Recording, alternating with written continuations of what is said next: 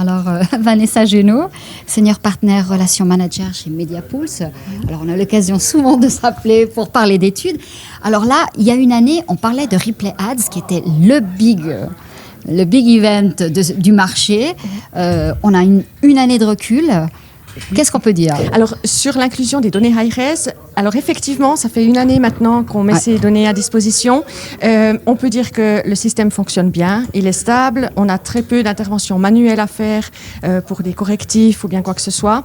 Ce qui est important de dire aussi, c'est que le but de cette démarche d'hybridation, c'était surtout d'apporter aux chaînes une plus grande granularité dans leurs données pour pouvoir analyser la performance de leurs émissions, etc., y compris dans des zones qui sont peut-être un petit peu plus creuses et qui donnaient peut-être des résultats nuls parce que le panel avait une taille qui était limitée et on n'avait pas forcément un panéliste pour regarder chaque programme de chaque chaîne de télévision.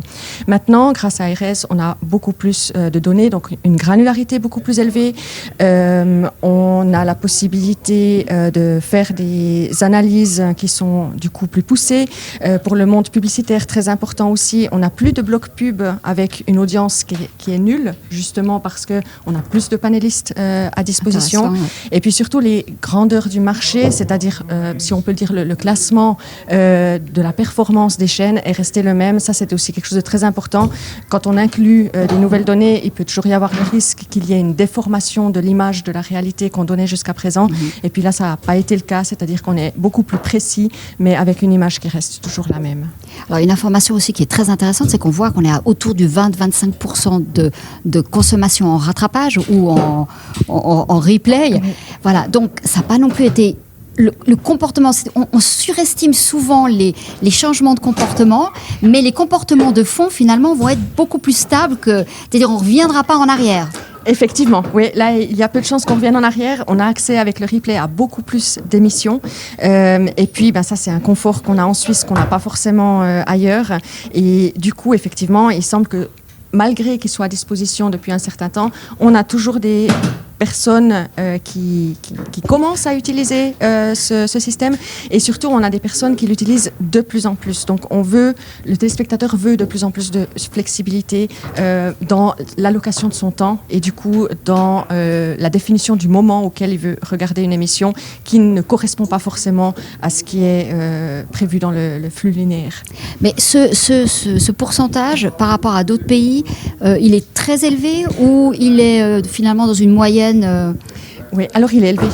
Il est très élevé, justement parce qu'on a une particularité en Suisse, c'est-à-dire qu'on a, de manière générale, toutes les personnes qui ont un décodeur peuvent aller regarder des programmes en replay jusqu'à 7 jours en arrière. Et ça, de manière gratuite, ça a été mis à disposition. C'est un geste politique aussi qui a été fait dans ce sens-là, qui ne se fait pas forcément dans les autres pays. Donc souvent, la possibilité de regarder en différé, c'est quelque chose qui est payant. Donc forcément, l'audience en différé est aussi plus faible parce que l'accès au différé est aussi rendu un peu plus compliqué. Oui, et puis aussi la consommation sur les devices n'est pas tout à fait la même parce que les forfaits aussi mobiles ne sont pas les mêmes et dans certains pays c'est encore très cher de regarder du streaming des films sur son portable, ce qui fait qu'on passe encore plus sur des écrans et donc on a un comportement, je dirais, plus linéaire peut-être si on est sur de la consommation mobile. Exactement, oui. Sur le poste de télévision c'est certainement le cas, oui. Alors, la prochaine étude, vous en êtes où? Parce que il y en a tellement que... Oui, alors, on a toujours quelque chose sur le feu. Oui, toujours. Effectivement. Donc maintenant, on doit déjà finaliser cette mesure des replay ads. On mesure les vidéo ads. On ne mesure pas encore les pauses ads, donc parce qu'il n'y a pas de son.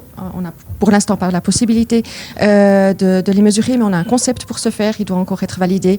Et puis, ensuite, on pourra sans doute mesurer tout l'univers des replay ads à la grande satisfaction du marché publicitaire. Enfin, je me réjouis. Alors, rendez-vous l'année prochaine. Rendez-vous l'année prochaine. Merci, au revoir, Victoria. Au revoir. Merci.